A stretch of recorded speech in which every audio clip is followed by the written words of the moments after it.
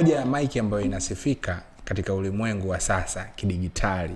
DJI ni moja ya mic ambayo ni very professional. Hawa jamaa wametoa mic ambayo imenyooka kishenzi. Kwanza mic yao ni ndogo, lakini pia mic yao hata ukiwa katika makelele unaweza ukashuti ukasikika sauti yako peke yake. So leo tunayo moja ya hiyo mic inaitwa Dji Mic Min 2. Sisi tunachokitaka kukifanya tu unbox, tuifungue na tuione ndani ina vitu gani. Karibu sana tuifungue pamoja.